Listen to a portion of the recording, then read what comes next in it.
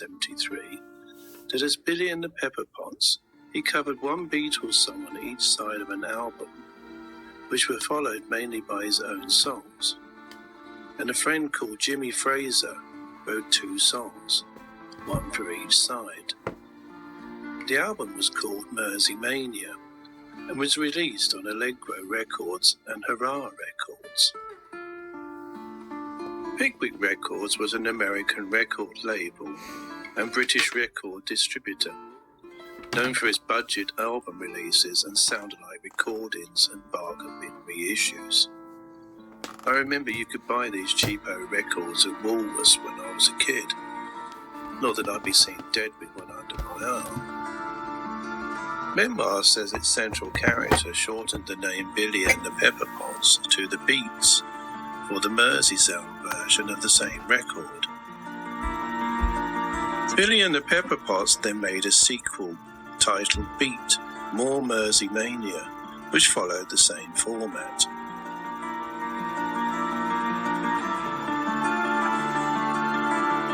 As an aside, I'm surprised nobody has mentioned or made more of there being 5 mop tops at the bottom of each exclamation mark, which is usually the case on PID groups. Perhaps it's a secret clue alluding to John, Paul, George, Ringo and Billy. There you go. I'll give you that false clue for free. On page 74, Memoirs mentions the name Bill Shepherd, stating, "Living and making a living as Bill Shepherd, I never made it big, but I loved what I was doing. By interchanging the names Billy Shears, Billy and the Pepper Pots and Bill Shepherd, these names have become synonymous with that of Paul McCartney's alleged replacement in the minds of the book's devotees." According to the user-generated online database Discogs, Billy Pepper and the Pepper Pots, Mersey Mania was a Mersey Beat cash-in LP, organised by Bill Shepherd and released in 1964.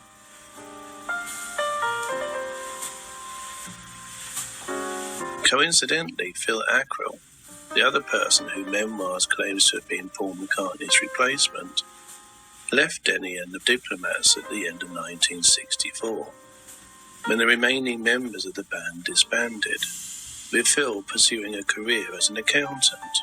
At the same time, Viv Stanshall, the third person who Memoirs claims to be Paul McCartney's replacement, had been playing with the Bonzo Dog Doodah Band for 2 years, the Bonzos having formed in 1962. By the way, Bill Shepherd, who recorded those cash-in Billy and the Pepper Pots albums, was born in 1927 and would have been 40 years old in 1967. He's looking pretty good for a 40-year-old if he was Paul McCartney's replacement in 1967, as seen here. How the 5'8" tall Bill Shepherd, according to his son Gary Shepherd, with a round face became the taller, thinner-faced Phil Ackrell, Memoirs doesn't explain. Nor does it explain the mechanics of how Phil Ackrell became Viv Stanshall, assuming we are to believe they are all the same person and all Paul McCartney's replacement. But it is claimed that Billy became a Paul McCartney lookalike following alleged surgery in Kenya in November 1966, and Billy continued to play the role of Viv Stanshall up until Linda McCartney was diagnosed with cancer in 1995. Phew, it's a lot to process. I should hasten to add that this is according to what readers of the Memoirs of Billy Shears tell me. But why Viv Stanshall looked exactly the same before and after that alleged November 1966 surgery, no one has successfully explained to my satisfaction, other than proclaiming it was all down to the use of latex. But I can see how you can make a thin face appear fatter using latex, but not a fat face thinner. Anyway, onwards and upwards. Let's take a proper look and go in search of the real Bill Shepherd, who created those Billy and the Pepper Pots cash-in records, as well as his other musical achievements.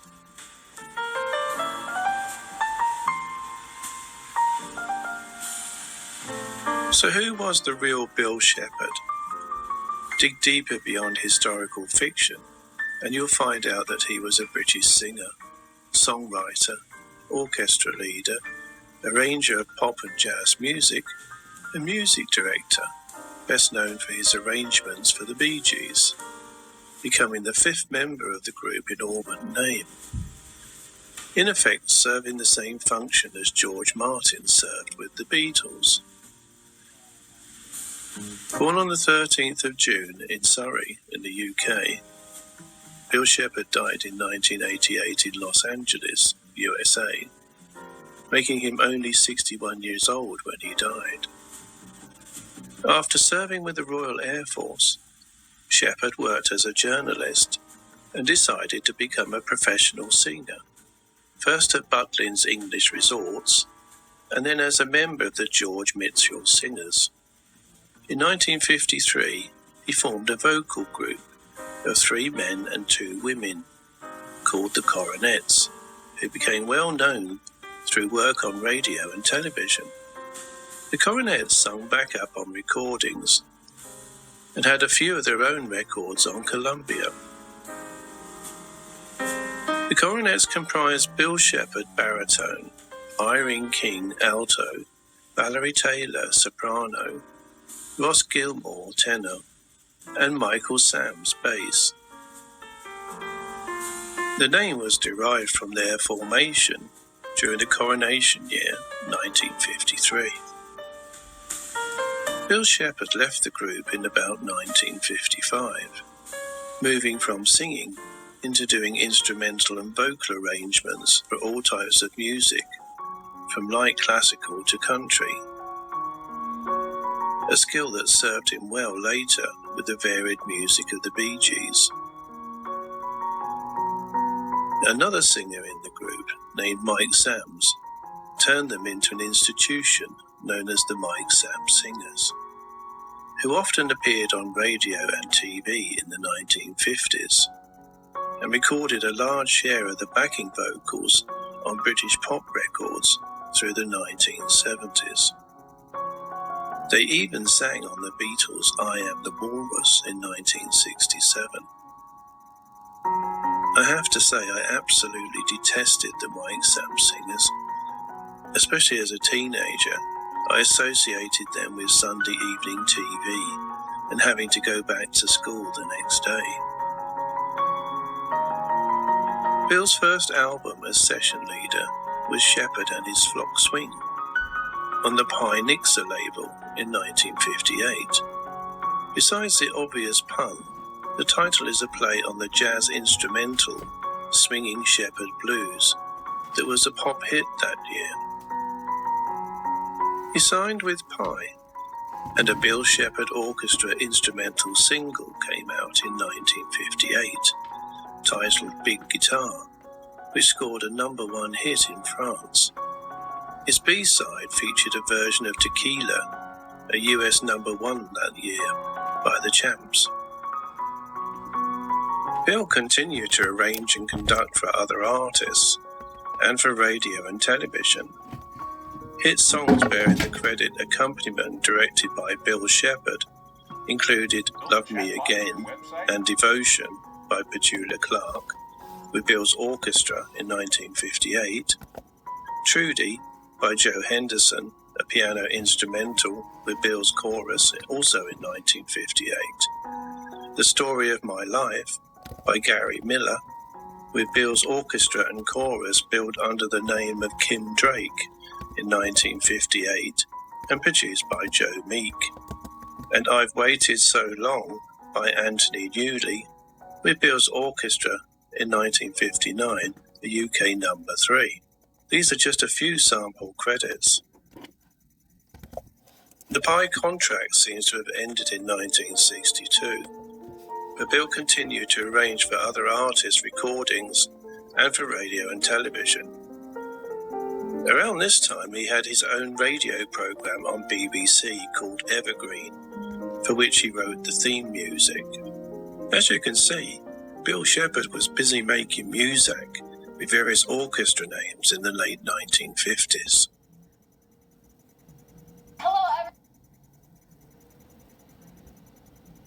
In 1961, the person most people would come to know as the 70s paedophile glam rocker Gary Glitter, then under the stage name of Paul Raven, signed a new recording contract with Parlophone and worked with record producer George Martin.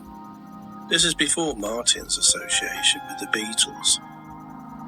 Martin produced 2 singles for Paul Raven, Walk On Boy and Tower of Strength, but neither sold very well. And Gary Glitter's recording career as Paul Raven stalled. Under the stage name Gary Glitter, his career ended after he was convicted of downloading child pornography in 1999. And under his real name of Paul Francis Gadd, he was also convicted of child sexual abuses in 2006, and a series of sexual offences included attempted rape in 2015.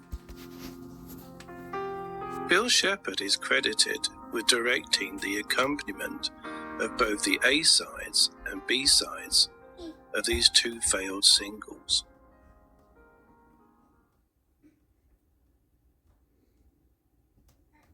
Bill Shepherd's contract having ended with Pye Records in 1962, we pick up his story with the Pickwick Records budget subsidiary labels.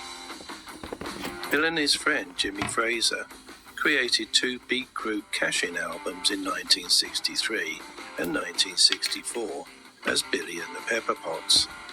Titled Mersey Mania and More Mersey Mania, they contained a few Lennon and McCartney songs, but mostly Bill Shepherd compositions, sung by Bill and Jimmy, and played by a Beatles-like rock band of hired musicians.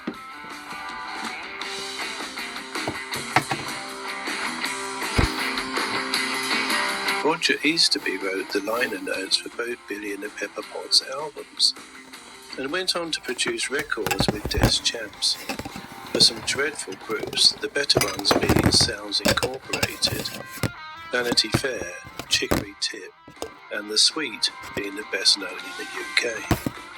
A version of the song Son of My Father found its way to studio manager Roger Easterby, who then persuaded the British band Chicory Tip to record it.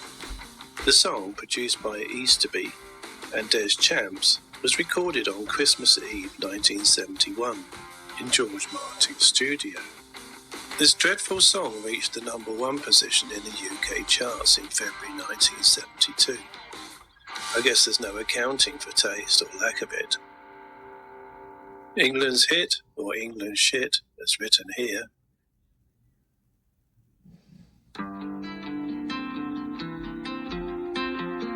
For completion, I should include Bill Shepherd's friend Jimmy Fraser, who wrote 2 songs that appeared on the Billy and the Pepper Pots album. Jimmy Fraser, real name Fraser Potts, started out in the Fraser Hayes 4.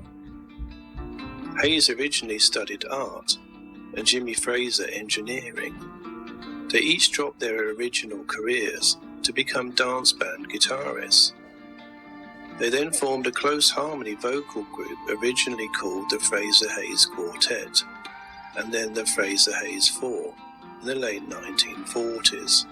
They disbanded in 1953 and reformed in 1956. The group split for good in late 1969. They are best known for providing musical interludes on the BBC radio programmes Beyond Our Ken and Round the Horn. Given that Jimmy Fraser's real name was Fraser Potts, it's not too difficult to imagine that the name Billy and the Pepper Pots came from a mixture of the names Bill Shepherd and Fraser Potts.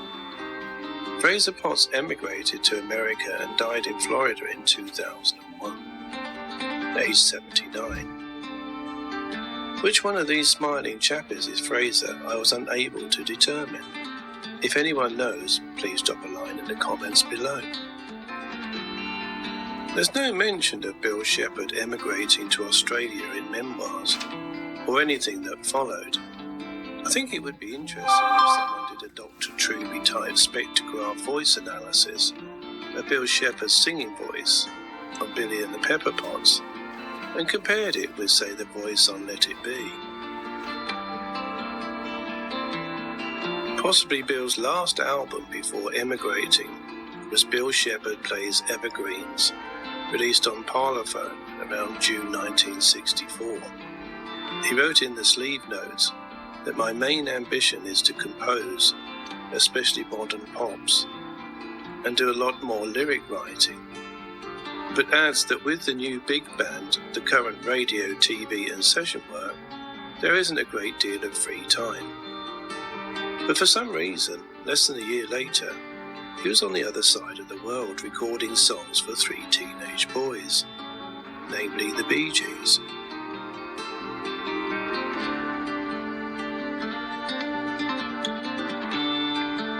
Bill Shepherd worked in Australia for about a year. At age 38, he was clearly an experienced arranger by the time he met the Bee Gees in the middle of 1965. Bill thought the Bee Gees had a lot of potential and gave them as much help as he could. The story is that record label Festival was close to dropping the group, and that Bill recorded a pair of songs and then talked Festival into releasing a single since it had already been recorded. The arrangement of Wine, Women and Song was designed to showcase all 3 brothers. 1965 was the turning point for the Bee Gees. Their singles had not sold well, and the future looked bad for them as a recording act. They were saved by a new producer, Bill Shepherd. Bill perceived that Barry's songwriting, the brothers' harmonies, and their growing abilities as instrumentalists all could fit perfectly in with the current Beatles-dominated pop music world. With his encouragement, they finally got a top 20 single and an album. It was at this point that they recorded their first Australian hit, Spicks and Specks, which was released in September of 1966. However, the family had already decided to move back to England in hopes of further advancing the Bee Gees' career. By the time the Gibb brothers realised Spicks and Specks was a hit, they were already sailing back to the UK. Only a few weeks after arriving in England, the family received a fateful phone call from Robert Stigwood, the partner of famed Beatles manager Brian Epstein. Stigwood had heard the tapes the Gibbs had sent and was wowed by their songwriting and singing. He tracked them down, phoned their house and requested a meeting. In 1967, at the request of the Beatles manager, Robert Stigwood merged his agency with Epstein's company NEMS. Within weeks of joining NEMS, he started managing the Bee Gees, and within months their first international single, New York Mining Disaster 1941, which was taken from their first album recorded in England, became a major British and US hit, reaching the top 20 in both markets. In 1980, the Bee Gees sued Stigwood, claiming he was holding back on their royalties, but the 2 parties settled out of court and publicly reconciled. Although titled Bee Gees First, the first Bee Gees album to be recorded in England was in fact their 3rd studio album. Recorded between the 7th of March and the 21st of April 1967, Bee Gees First was released in the UK on the Polydor label on the 14th of July 1967. By the end of 1967, the album had been a top 10 hit in the United States, United Kingdom and Germany. And rightly so. Considered to be psychedelic pop, with a cover designed by Klaus Voormann, the price of the album was worth it just for the song To Love Somebody, a song that is ranked among the best 100 songs of the 60s, with an orchestral arrangement by Bill Shepherd.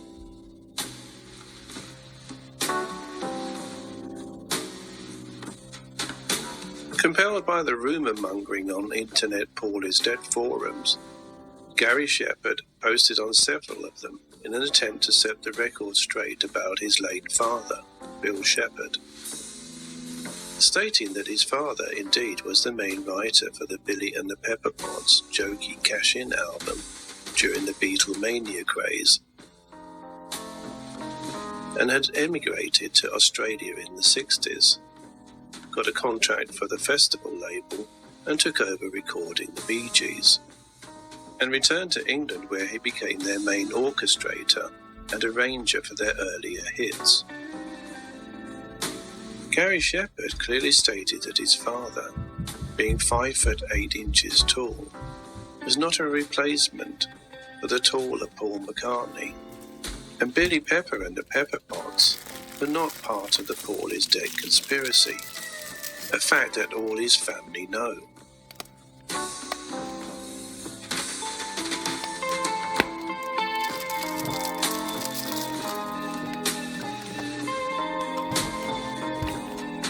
Now, as critical thinkers, we have a choice.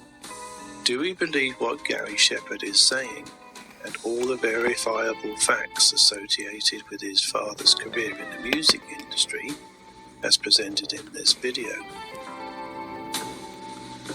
Or ignore all of that and put our faith in the claims made about Bill Shepherd in the memoirs of Billy Shears?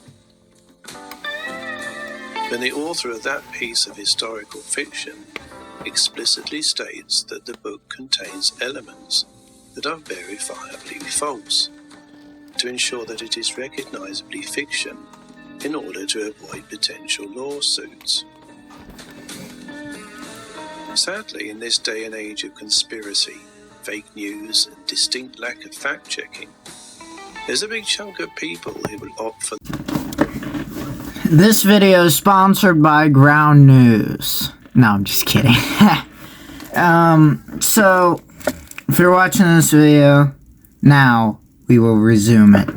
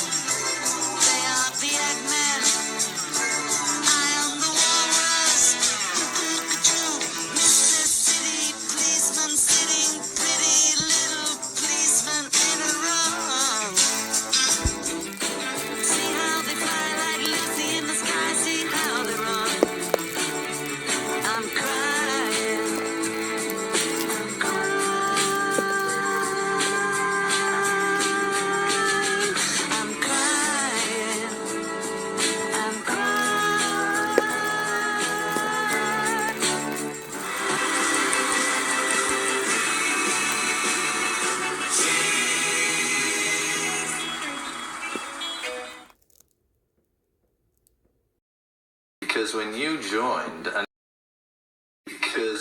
you joined and you were like the new fella and nobody, and I thought, well, if I hang out with you, then they'll all be like, you know, so I thought it'd be good to...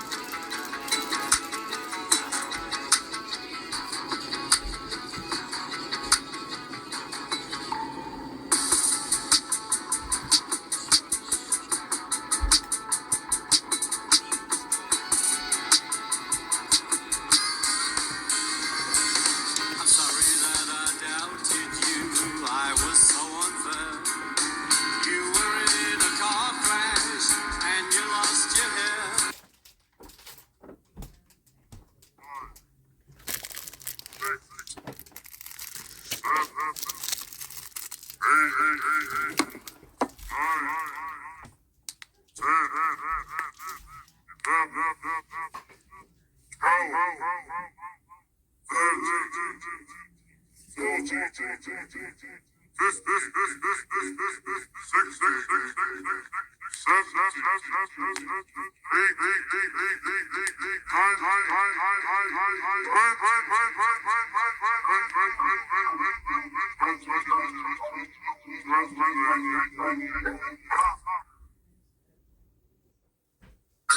beetle being dead. It was once on the news. How is it handled in England? It was once on the news. It was precisely 6:50 in New York. There is a report that Beetle Paul McCartney has died. Good.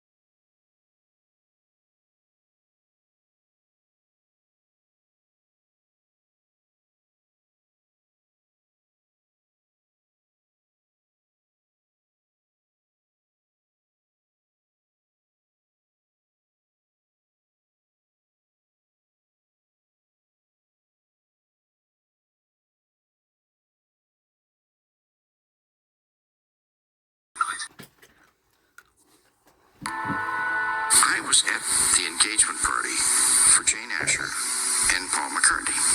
So here's the party, all right, and the rock and rollers are there, and yet the Paul McCartney looking a little bit different under the eyes. He looks a little gaunt, and I'm there, and I'm looking, and I'm saying, why aren't they together? He's over there with this girl with a camera. Oh, well, that's Linda Eastman. She was on the tour with him. That's his girlfriend. What do you mean girlfriend? He's supposed to be engaged to Jane. No, that's not the same McCartney. It's not the same guy. McCartney situation is real. They replaced him with somebody special and did some plastic surgery. Calipers on the bridge of the nose will show that there were not one but two. Really telling us that the original Paul McCartney was not the later Paul McCartney, that there really was a double? It really is. It's more like it. Come on! It's the best Paul McCartney we've had. Refined, cleaned. How you doing? Good. How you doing, baby? Good to see you. Hi, good to see you. Don't even How you doing? Good to see you. Thanks. How you doing, baby? Good to see you. Hi, good to see you.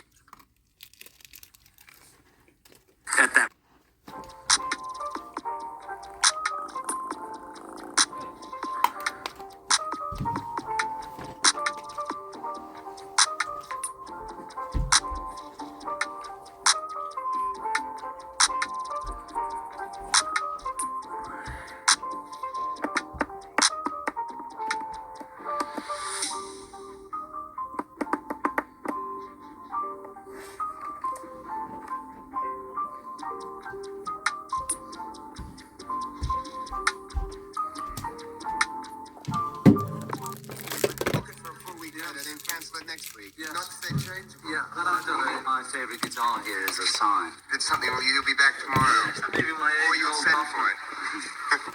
Look, what greater faith could man have than to leave his list? Favours in black, if I need it. Tripper. I mean, that's how flexible we can get. I feel fine yesterday. I want to be nowhere man. Paperback long tall. What's it from? That's from the old shows. And like a lot of old tunes.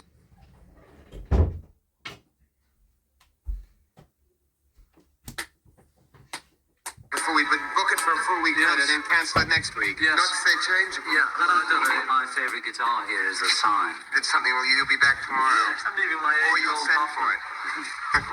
Look, what greater faith could man have than to leave his list? Favours in black, if I need it. Tripper. I mean, that's how flexible we can get. I feel fine yesterday. I want to be nowhere man. Paperback long tall. What's it from? That's from the old shows. And like a lot of old... That was a good video, but this one has got some more specific information in it, I believe, which is key to the video. So without further ado, let's get on to it.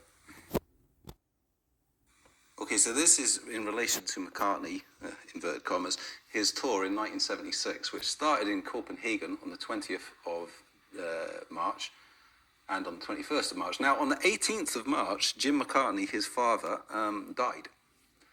It's very sad for him. As you would imagine, you'd be pretty cut up about that. And his funeral was on the 22nd of March. So McCartney would have realised that his father died on the 18th of March, and the funeral was to happen on the 22nd of March. Now, the presenter coming up now, this is the Danish character who presents this. Now, I've got a direct translation of what he says, so I'm just going to read that out. Good evening. Last Saturday and Sunday, Denmark was visited by the former Beatle, Paul McCartney, who together with his group, Wings, gave 2 sold-out concerts in Copenhagen. We were allowed to do an interview after the concert on Saturday night. Basically what he says. So essentially this was the first night. This was on the 20th of March, 1976. So this is less than 48 hours from the news of his father's death. The funeral was to occur on the 22nd. So now you can probably fairly say, well, the show must go on. He's a pro, all this kind of stuff. I mean, maybe, but why is he allowing camera crews to come backstage? Like, okay, if you go by the assumption that he's just being stoic and he's plowing ahead and he's just Jim was a musician, he'd want the show to go on, all this kind of stuff.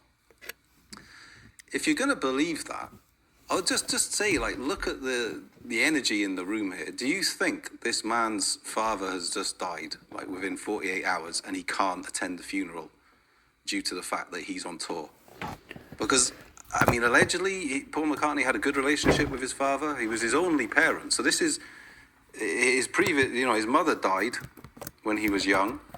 So this is a man his only surviving parent has just died 48 hours ago, and he can't attend the funeral. So you'd be very conflicted, surely.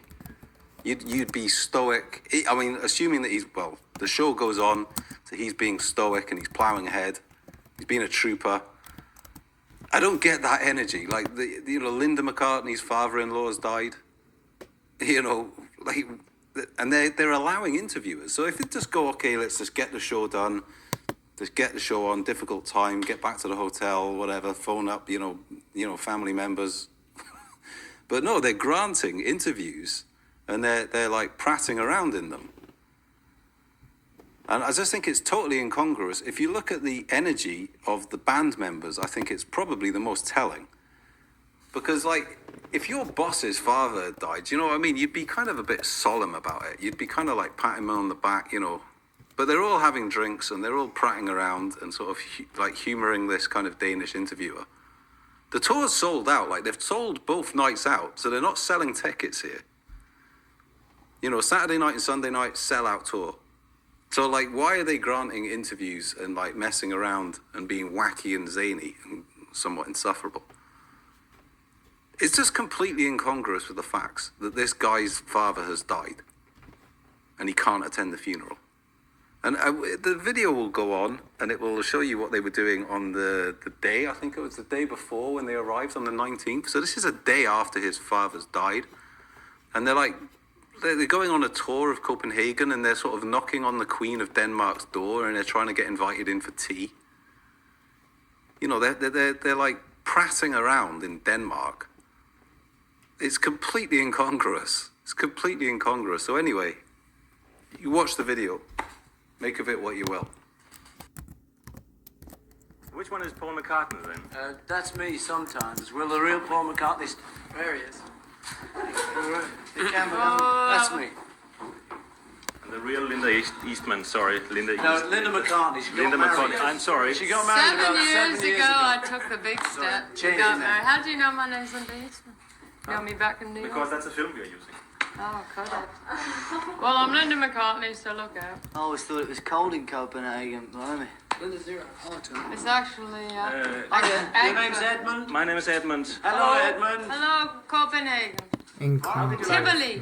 How did you like the show tonight?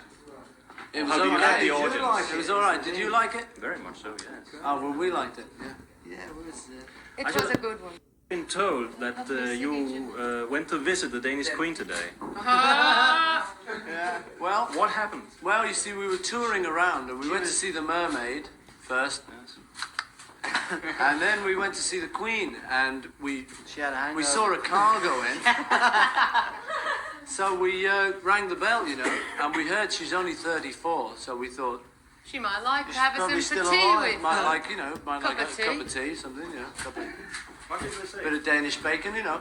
So we rang on the door, and there was a man there. He said, "No, no, no, no." And we said, "But you know, we'd like to see the Queen." He said, "No, no, no." And he was closing the door. He said, "Well, tell her the McCartney's called." And he Anyway. said, "No, no, no," and closed the door, just like that. Like that. Just like, So he we're said, hoping to see her tomorrow. let him in. I'm going to try tomorrow Yeah, I hope she's coming tomorrow. to the show you. Yeah. Bring her earplugs, she'll be all right. Rock and roll, a bit of rock and roll for the Queen. That's the But new that's the first album where all of you sing. True. We do, we all have a number on the album. We all sing, Do sing you a like song. that? Do you like the fact that everybody sings? I mean, Oh! give me the moonlight. Can I have a sip of your beer? Give Plug me the it in. girl. Plug it in. Plug the bleeding thing in. Well, I like the fact that you did it in the show tonight. We like but it, how, yeah. how did the idea start with everybody singing? Everybody can sing. Yeah. Yes, but as it says in the press release I'm quoting now, that you normally don't ask a drummer to sing, unquote, Paul McCartney. That's right, yeah. drummer plays backwards, Actually, say on he the plays track that forward. Joe sings, Paul plays the drums. So what we'll do if we do Joe's number, Paul will get in the drums and Joe will come forward and sing like a nightingale. versatility, with vibrato. One of the numbers were written with you together with the Colin Allen. That's right, Ex-Focus now. absolutely. Yeah. X-Down the Crows before that. Yeah, I know. But you've written several songs together with Colin, haven't you? Sure. Is it the only one you work together with when you work? With No, we songs? did Medicine Jar off Venus and Mars. We co-wrote that together.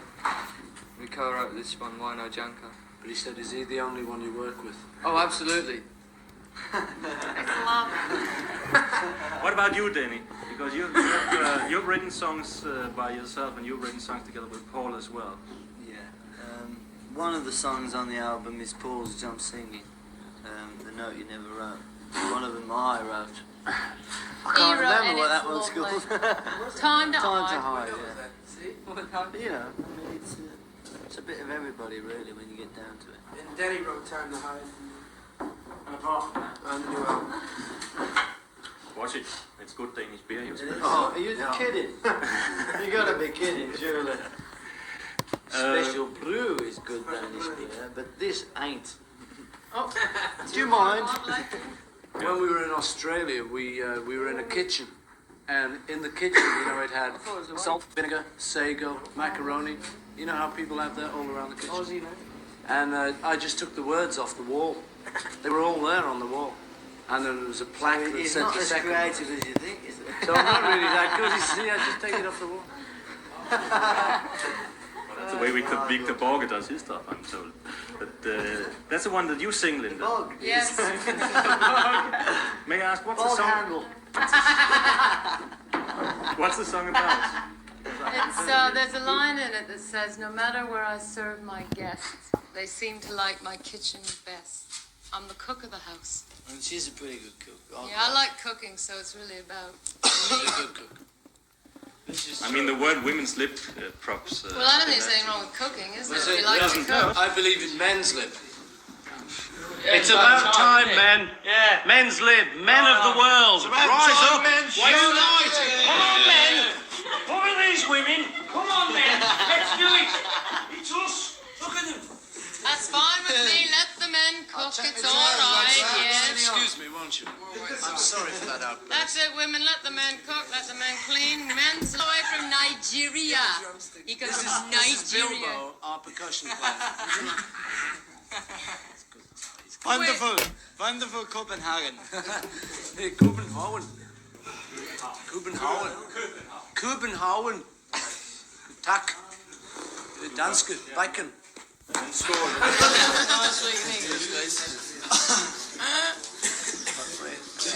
And then Sea Moon, we also did when we did Hi Hi Hi because they banned Hi Hi Hi, so Sea Moon got the airplay.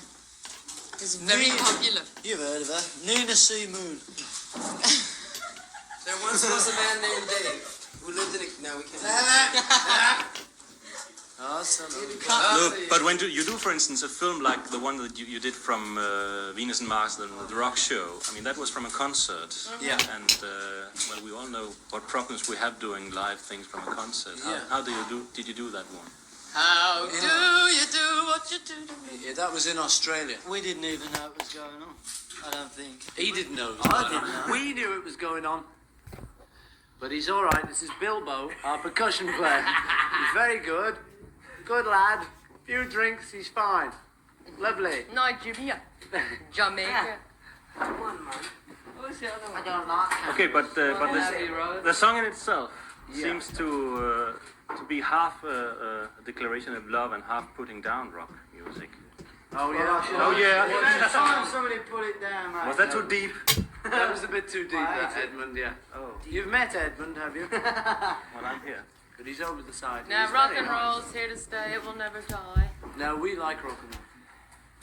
Definitely. Stand it myself.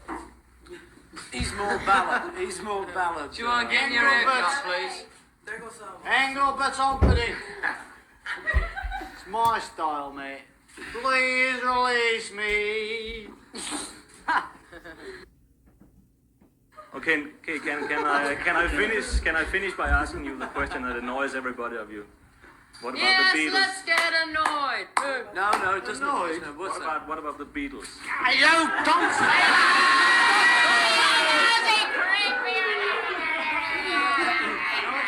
How do you spell that? Yeah. Two double E? Volkswagen, you mean? No, How's it going, Paul? Alice? what was the question again? I forgot.